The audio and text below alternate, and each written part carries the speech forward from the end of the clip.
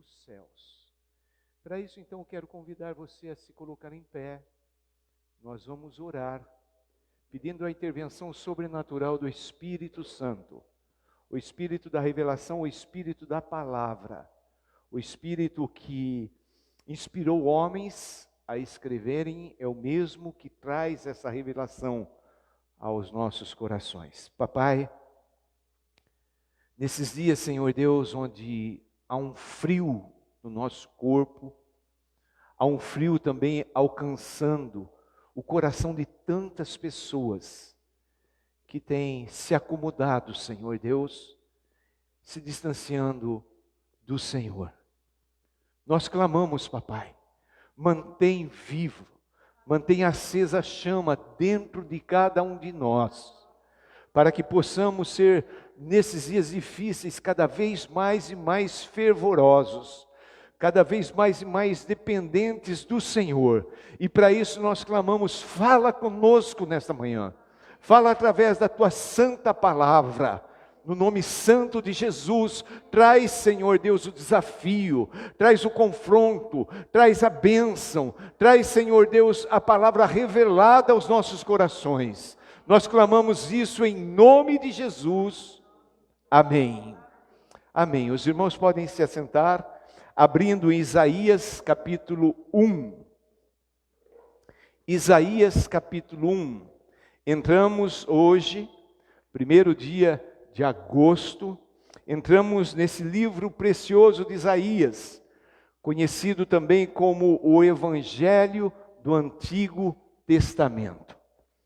Um livro precioso de palavras, de promessas, mas também um livro que mostra o juízo de um Deus que se ira diante do pecado do povo. Quero fazer uma pergunta para você.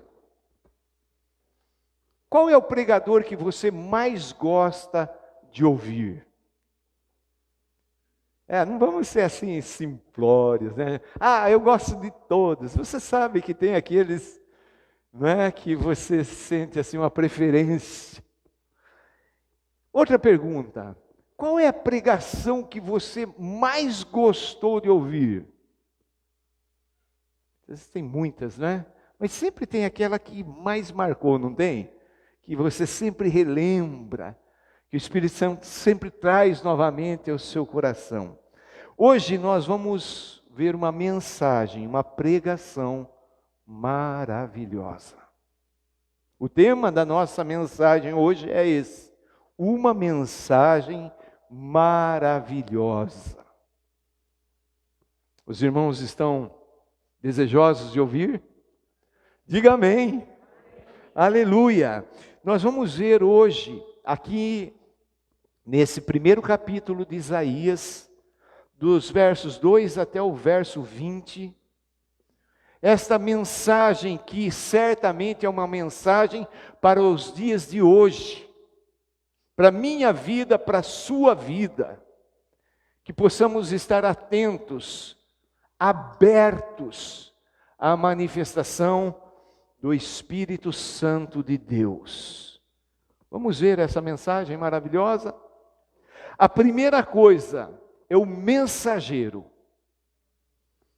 Ponto número 1, o mensageiro.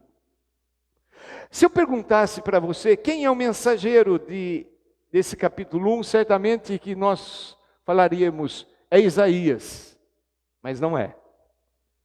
Olha o verso de número 2. Ouvi, ó céus, e dá ouvidos, ó terra, porque o Senhor é quem fala. Quem fala aqui? É Deus. Queridos, isto muda tudo. Muitas pessoas estão correndo nesses dias atrás de pregadores, dos mensageiros. Mas nós precisamos entender que a mensagem verdadeira, ela nasce no coração, ela nasce no trono de Deus. E aqui quem é o mensageiro é o próprio Deus. Nós podemos nos frustrar ao ouvir homens. Nós podemos nos frustrar até diante desses grandes pregadores. Mas nós nunca vamos nos frustrar se tivermos um coração aberto para ouvir o mensageiro que está lá nos céus e que tem prazer em falar comigo e com você. O mensageiro da Bíblia é um só, é o Espírito Santo de Deus, o próprio Deus falando conosco. Por isso eu peço em nome de Jesus, não ouça o Kiko Francisco Almeida, ouça a mensagem vinda da boca do Deus Todo-Poderoso. E esse homem usado por Deus, Isaías, um homem tão usado pelo Senhor, ele faz essa enunciação, esse alerta: ouvi, ó céus, e dá ouvidos, ó terra, porque o Senhor é quem fala. E quando Deus fala, nós precisamos aquietar-nos, precisamos sossegar, precisamos estar atentos. A Bíblia nos adverte: aquele que tem ouvido para ouvir, ouça. Que possamos ouvir o que Deus tem para nos dizer. Esta mensagem para a minha vida, para a tua vida, esta mensagem para a tua casa, esta mensagem para a tua cidade, para o teu país. Uma mensagem preparada pelo Deus vivo. Vamos ouvir a Deus? Temos ouvido tantas coisas nos dias de hoje. Pessoas sábias nos nossos dias têm fechado um pouco, desligado um pouco para o noticiário, que nos bombardeiam com tantas notícias do inferno, tanto pessimismo, tantas palavras de morte e de destruição. Precisamos aquietar a nossa alma para ouvir a voz do único que tem poder para nos dar vida, vida eterna, e fazer-nos viver nesses dias de maneira que valha a pena. Então, o primeiro ponto, nós vemos esse mensageiro, o próprio Deus. E para quem é esta mensagem? O segundo ponto, os ouvintes da mensagem. Ali no verso 2, continuando o versículo, diz: criei filhos. Então esta mensagem está indo diretamente para os filhos de Deus. No versículo 3, ali no finalzinho fala: o meu povo não entende. Nós vemos a palavra de Deus aqui sendo direcionada para o povo de Deus, para o povo de Israel. Não é uma mensagem para as nações, apesar que Isaías traz palavras proféticas contra as nações, mas esta palavra específica, nesse capítulo 1, é para o povo de Deus. Hoje, somos nós, a igreja do Senhor Jesus. Somos o povo de Deus, a família de Deus. Somos o corpo de Cristo. Esta mensagem viva, vinda do trono de Deus, é para mim, é para você. Como que o povo de Deus se encontrava nesta altura? Você vai ver que é um retrato dos nossos dias. A primeira coisa que nós percebemos, que o povo estava vivendo revoltados contra Deus. Ali no versículo 2, ouvi os céus e dá ouvidos à terra, porque o Senhor é quem fala.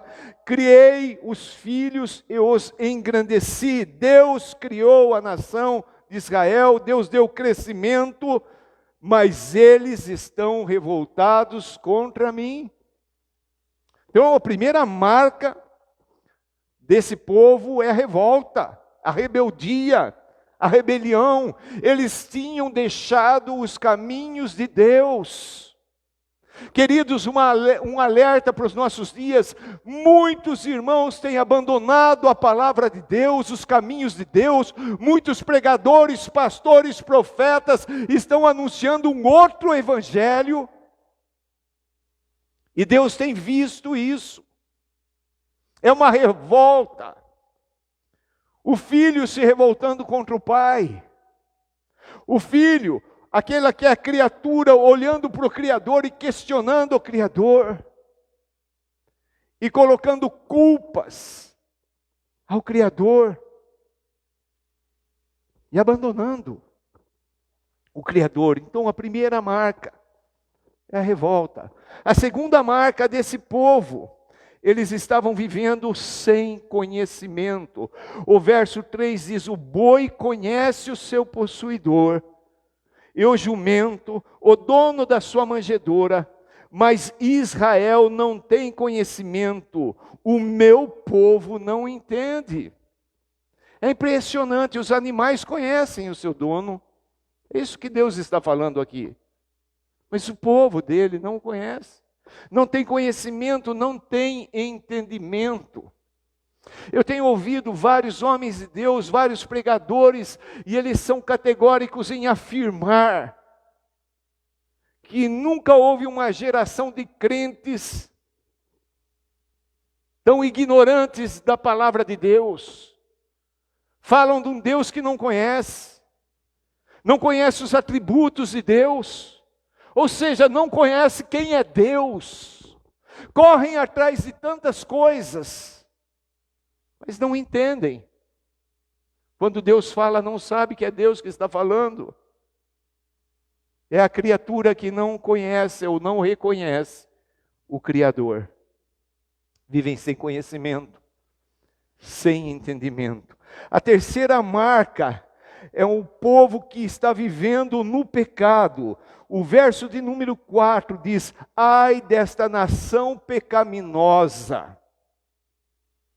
As pessoas hoje, dentro das igrejas, os conhecidos como evangélicos, têm aberto a porta para o mundo, para as coisas do mundo, para o pecado.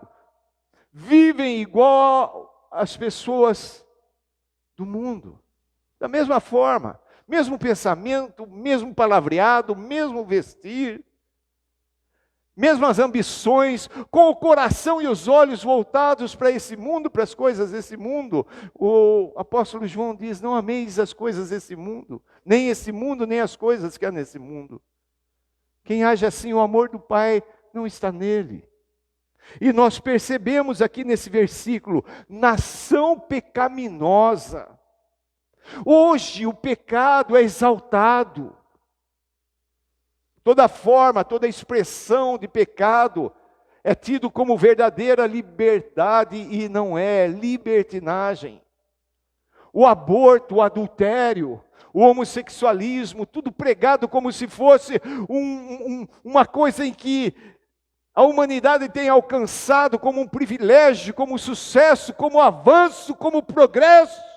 Mas a Bíblia declara nação pecadora.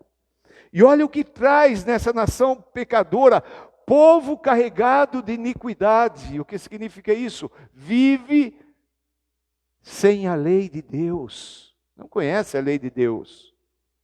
O que mais? Raça de malignos, queridos, é Deus falando com o seu povo. É uma mensagem vinda do trono do Altíssimo, que conhece todas as coisas, prescruta todos os corações. Ele chama aqui o próprio povo de raça de malignos. Deixam a glória de Deus. Preferem a glória dos homens. Deixam as coisas santas e preferem as coisas impuras, imundas. Deixa o Deus Todo-Poderoso e segue ensinamentos de demônios. Raça de malignos, filhos corruptores. A gente fala de corrupção e a gente lembra de governo, de políticos, mas aqui Deus está falando com o seu povo. Filhos corruptores abandonaram o Senhor, deixam as coisas de Deus. As coisas do mundo são mais atraentes. Vivem com o coração gastando para as coisas desse mundo, esperando as coisas desse mundo e vão descartando as coisas do céu. Nós não somos um povo aqui da terra, nós somos cidadãos do céu. Estamos aqui, mas o nosso coração já está lá com Cristo Jesus. E diz mais: blasfemaram do Santo de Israel, voltaram para trás. Coisa triste. Queridos, nesse sábado, conversando com um pastor, amigo nosso, homem de Deus, ele foi compartilhando algumas coisas, algumas situações de pastores que há tão pouco tempo atrás eram homens sérios, que hoje estão blasfemando contra Deus, falando coisas terríveis que não dá para acreditar. Estão vivendo em pecado. Em quarto lugar, esse povo de Deus se encontra doente, vivendo doente. Olha o verso 5, a segunda parte. Toda a cabeça está doente e todo o coração enfermo. Cabeça doente. Fala dos problemas mentais, dos problemas de pensamentos. Doença. Nunca esteve, tão alastrado e conhecido a depressão. É uma doença na mente. A circunstância pode estar tudo certinho, mas a mente está doente. O coração está doente, está enfermo. O coração fala do nosso íntimo. Fala da nossa vida cristã, da nossa vida espiritual. As pessoas estão espiritualmente doentes, estão mentalmente doentes, estão fisicamente doentes. Este é o povo de Deus a quem Deus envia a mensagem. A doença, estão completamente contaminados. Esse alarde da pandemia, que é verdade. Nós não estamos encarando isso como brincadeira, nós precisamos acolher essas informações, nós precisamos tomar essas decisões, o uso de máscara e todas essas outras coisas, a vacina agora. Essa enfermidade física, ela é séria, mas também advertidos hoje pelo Senhor, essa doença mental, essa doença no coração, essa doença espiritual que tem alcançado a tantos. Em quinto lugar, esse povo está vivendo uma religiosidade exterior. Do verso 11 até o verso 15 diz assim: de que me serve a mim a multidão de vossos sacrifícios? Deus está falando com o seu povo. Eles continuavam na prática religiosa, mas era só externa, é só aparência, é hipocrisia. Diz o Senhor: estou farto dos holocaustos, de carneiros e da gordura de animais cevados, e não me agrado do sangue de novilhos, nem de cordeiros, nem de bodes. Deus não se alegra com esses sacrifícios. E hoje, amada igreja, nós já temos Cristo Jesus, que uma vez por todas, lá na cruz do Calvário, se tornou sacrifício vivo do Deus Todo-Poderoso para nos trazer completa libertação. Não são os nossos sacrifícios que agradam a Deus, é a nossa fé naquilo que Cristo Jesus já fez por nós lá na cruz. Nós não estamos aqui tentando fazer as coisas para agradar a Deus, nós estamos aqui reconhecendo as coisas que Deus fez para nos libertar, para nos salvar, para nos dar vida e vida em abundância e libertação. A obra é completa.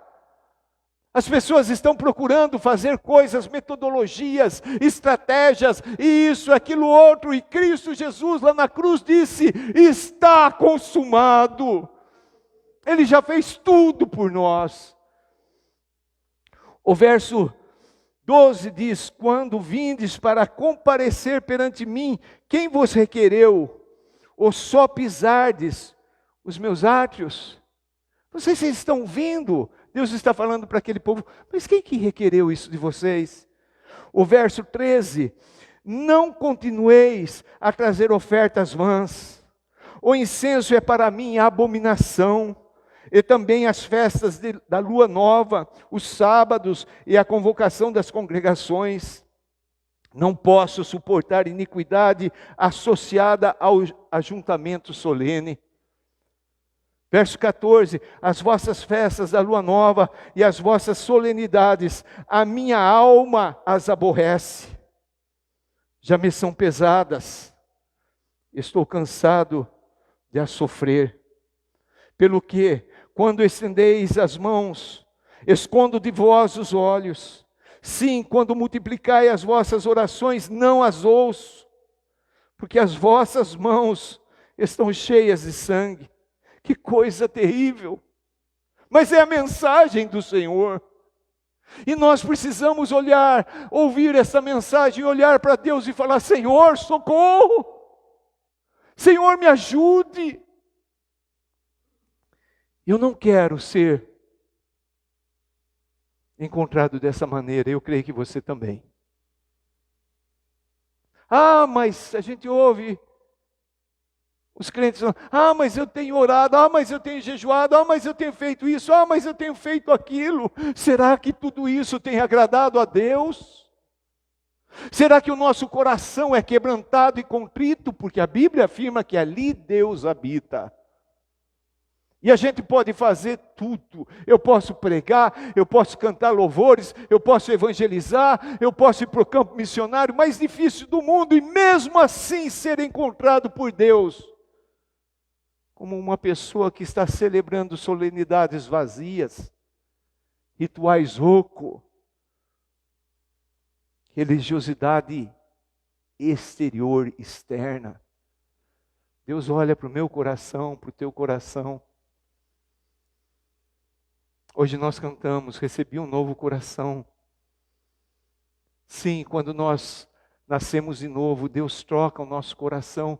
Mas muitos, como esse povo de Deus daquele tempo, estava voltando ao coração antigo, às práticas antigas.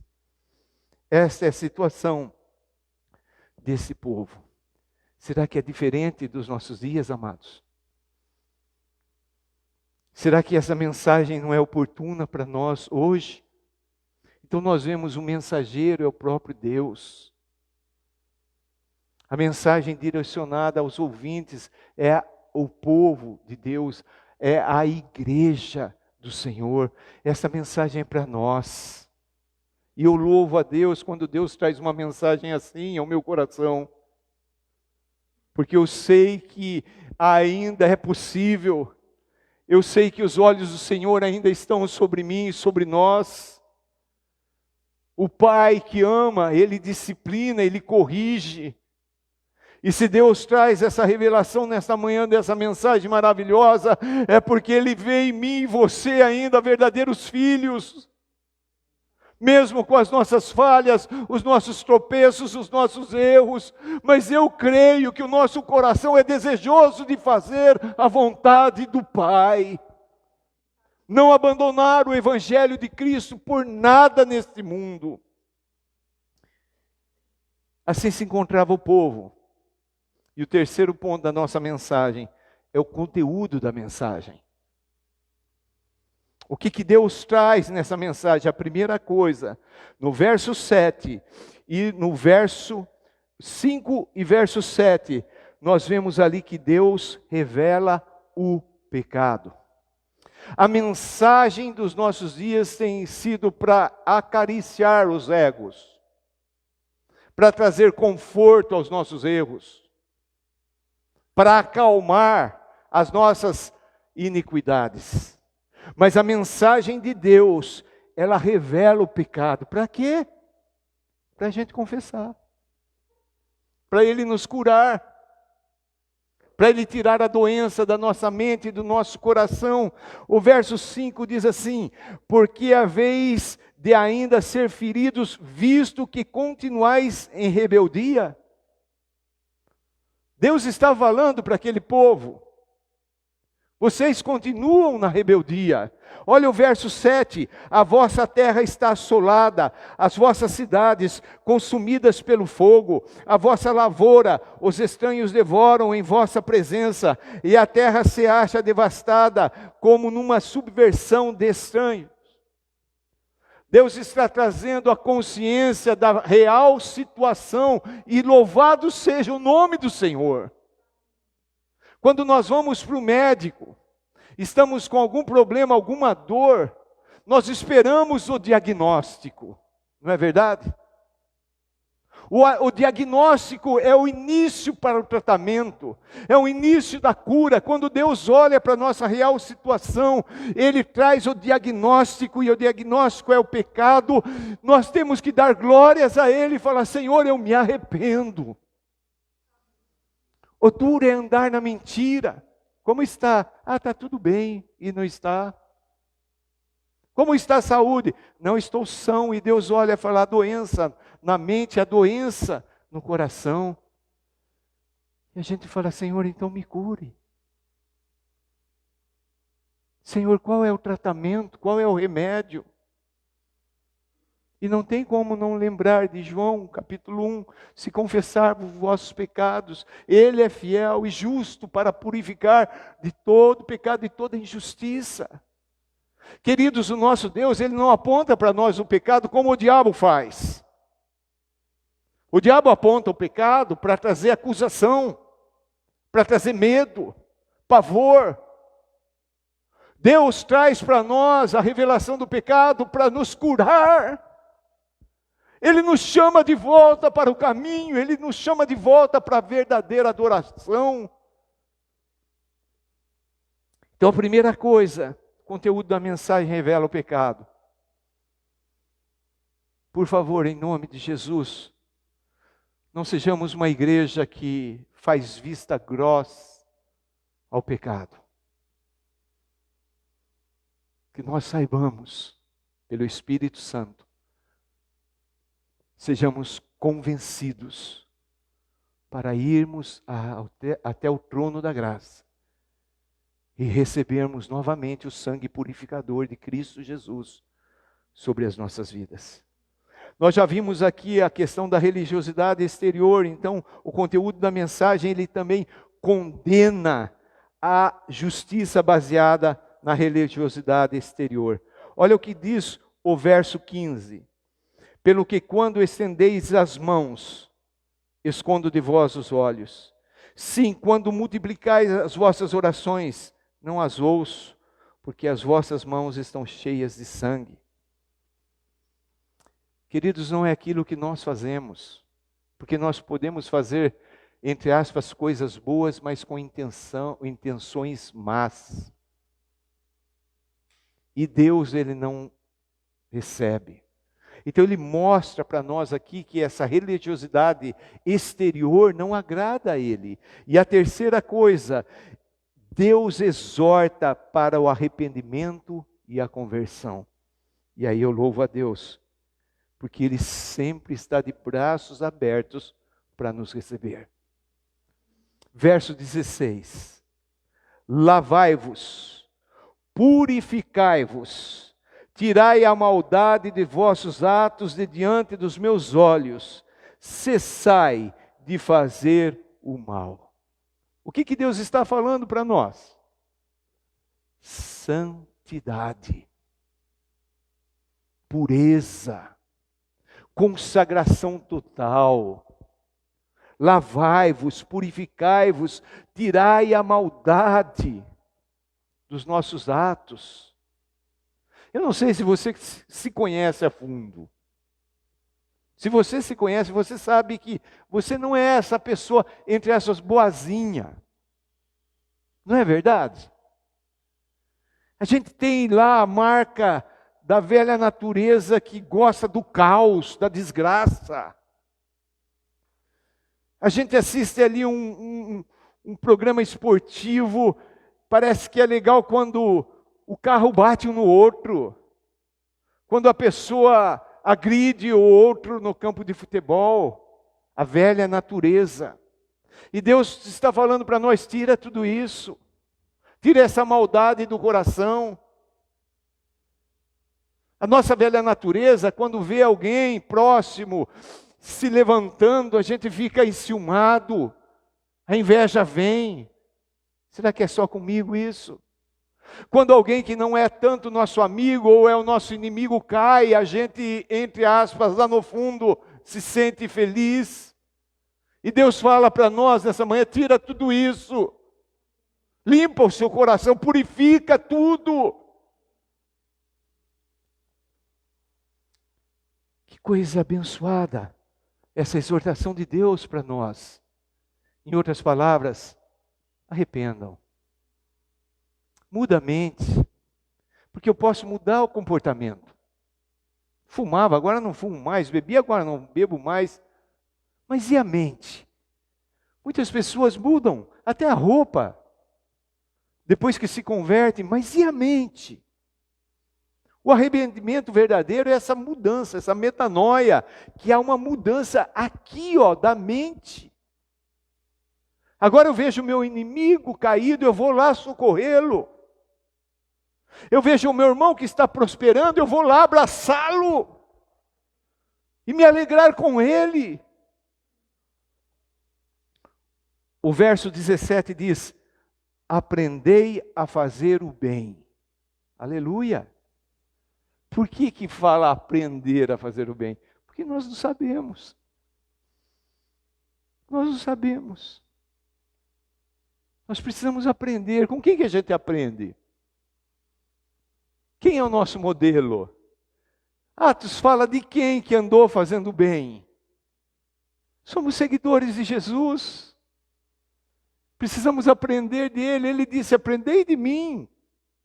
Precisamos olhar para Jesus e falar: Senhor, pelo teu Espírito Santo, me ajuda, me ensina a fazer o bem. O mal é tão fácil de fazer, não é verdade? Tem curso aí para aprender a fazer o mal? Curso para aprender a ser ruim? Não precisa, a gente já nasce formado nesse curso. Já pequenininho a gente já tirou pós-graduação nisso. Agora, aprender o bem, a gente precisa ir aos pés do Senhor Jesus. Aprendei a fazer o bem. Atendei à justiça, queridos, amados irmãos. Quando a gente fala de justiça nos nossos dias, aqueles que eram para ser exemplo de justiça são os mais injustos. E o próprio Isaías fala desse tempo que vivemos: o bem se chama de mal e o mal se chama de bem. Há uma inversão completa de valores. A injustiça está aí. Mas Deus, nessa mensagem que Ele traz para nós nessa manhã, Ele diz: atendei à justiça. Façam justiça. Jesus manda a gente buscar em primeiro lugar o reino dEle e a justiça. Repreendei o opressor. As pessoas que estão oprimindo, a gente tem que chegar e falar: irmão, vem cá. Defendei o direito do órfão. Pleiteai a causa das viúvas. Será que é tão difícil assim, amados? Eu creio que não. E creio que se Deus está nos mandando fazer essas coisas, é porque é possível. Deus não iria nos mandar fazer coisas impossíveis. Esse é o conteúdo da mensagem. E para finalizar o apelo. O apelo, Deus faz um grande convite. Primeiro, nesse convite, Deus oferece o perdão. Olha o verso 18. Vinde, pois, arrazoemos. Deus está falando assim: venham aqui, vamos conversar. Vamos conversar, vamos entrar num acordo. O próprio Deus nos convidando a isso. Diz o Senhor: ainda que os vossos pecados sejam como a escarlata, eles se tornarão brancos como a neve, ainda que sejam vermelhos como o carmesim, se tornarão como a lã. O que Deus está falando? Quando nós vamos a Ele, quando nós conversamos com Ele, quando nós oramos, quando nós confessamos, Ele nos perdoa. Ele transforma a nossa vida em pureza. O vermelho marca do pecado, através do vermelho do sangue de Jesus sobre as nossas vidas, nos purifica e nos torna branquinhos, alvo como a neve. Amém? Esse é o primeiro convite que ele faz. O segundo, ele oferece para nós vida abundante. Queridos, dá uma olhada nesse verso, sem tirar ele do contexto, nós estamos vendo todo o contexto. Olha o verso 19. Se nós estivermos olhando toda essa mensagem, olha o que Deus nos oferece. Se quiseres e me ouvirdes, comereis o melhor desta terra. Amém? Você quer comer o melhor dessa terra? O diabo está oferecendo comida aparentemente boa, mas é podre. Sujeira, imundícia, contaminação. Mas Deus oferece para nós o melhor da terra. Pastor, o que é o melhor da terra? Aí você coloca aquilo que está no teu coração. Viver aqui no meio da pandemia de forma alegre, saudável, desfrutando dia após dia, cada manhã, reconhecendo que as misericórdias de Deus já se renovaram, reconhecendo que esse é o dia que o Senhor nos fez, nós vamos nos alegrar e regozijar nele, desfrutar do melhor de Deus na nossa terra. Como que alguém pode falar, não quero? Muitos são enganados, amados. O caminho do inferno para o inferno, ele é largo e cheio de atrativos falsos. Estão ali cheios de veneno. Mas o caminho estreito que nos leva a Cristo, à eternidade, é o caminho da vitória, da vida em abundância. E é isso que Deus nos oferece. Mas eu tenho que fazer o quê? Eu preciso, em primeiro lugar, querer. Em segundo lugar, ouvir. Ouvir no sentido de ouvir e obedecer e praticar aquilo que Deus está mandando. E comereis o melhor da terra. Queridos, tem tantos crentes mendigando pão, aceitando qualquer coisa. O Filho de Deus, ele anda com a cabeça erguida. Ele desfruta do melhor. Eu não estou falando aqui dessa prosperidade que está por aí. Os irmãos entendem isso. Eu estou falando de uma vida decente. Eu estou falando de uma vida onde olham para nós, olham para nossa casa, para nossa família, e falam, eles são diferentes. Como podem passar pelas mesmas coisas que eu estou passando e continuarem firmes, alegres, sorridentes? Sabe por quê? Porque nós não estamos ligados aqui nas coisas desse mundo. Nós sabemos para onde nós estamos indo. A vida gloriosa com o nosso Deus. Ele oferece perdão, ele oferece vida abundante. Mas também ele adverte seriamente acerca dos perigos da rejeição. Olha o verso 20. Mas, se recusardes e fordes rebeldes, sereis devorados à espada, ou seja, vão ser mortos na guerra, porque a boca do Senhor o disse. Queridos, o pregador nós vimos que é Deus, os ouvintes somos nós. Nós vimos aqui o conteúdo da mensagem e vimos o apelo que Deus faz. Cabe a nós responder. E nós podemos aceitar ou podemos rejeitar, recusar. E essa pergunta eu quero colocar para vocês e quero pedir para que você manifeste.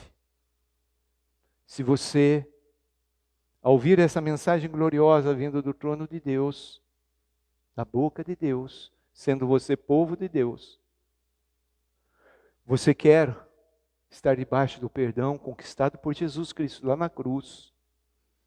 Você quer desfrutar do melhor da terra. Você quer viver uma vida de santidade e purificação. Você quer andar nos caminhos do Senhor em obediência. Então se coloque em pé, em nome de Jesus. Nós estamos dizendo para Deus: Deus, eu ouvi a tua mensagem. Não é a mensagem do pastor dessa igreja, não é a mensagem de homens, é a mensagem do Senhor vinda dos céus. E eu ouvi, e eu entendi.